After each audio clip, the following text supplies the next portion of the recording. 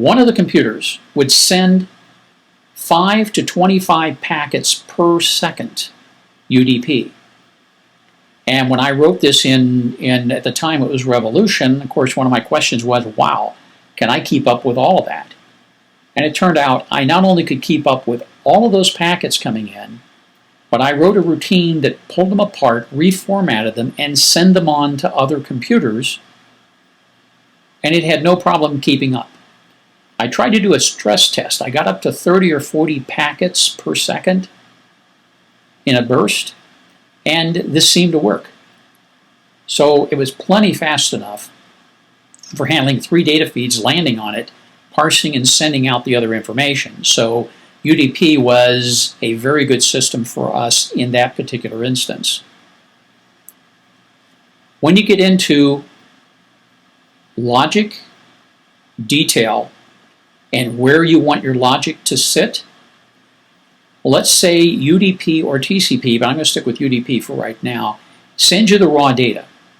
You parse it, decide if it's any good, you acknowledge that you got it, then you take that residual good stuff and you send it to another computer that receives it and does the heavy lifting, adds it to a database, does connections on the internet.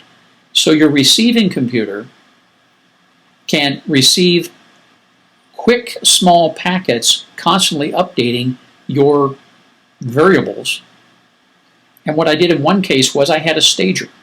It kept adding to an array all of the messages that it got as fast as it got them. It sent them off to another computer, which operated at a slower pace for obvious reasons in our system. And when it said, okay, that computer is done, now I can send the next one, it basically staged all of these fast messages that came in short bursts and then took care of the transaction on another computer, so everything went as smoothly as possible. Once in a while, probably 3 or 4 times a day, it got out of whack.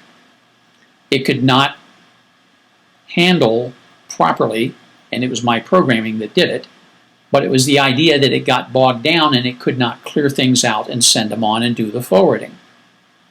Had I wanted to work long and hard enough at it, I could have resolved that, but it wasn't important for our operation. If we just had a reset button, that was fine. So I put in the reset button, it cleared out all the sockets, all the arrays, all the data variables, started clean, up and running in basically 1.5 seconds. It was all running again. And that was good enough for our project.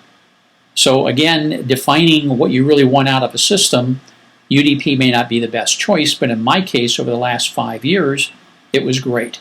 Right now I have 4 computers that are Mac Minis in one data center, working in concert with a Windows 2003 server.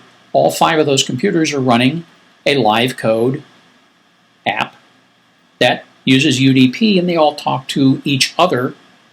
They load balance, they handle transactions, and the transaction limit theoretically is I could handle about 2,000 transactions per second using Revolution on a Mac Mini connected to a Windows 2000 server using Revolution, and all the little handshaking and error checking and sending stuff back and forth.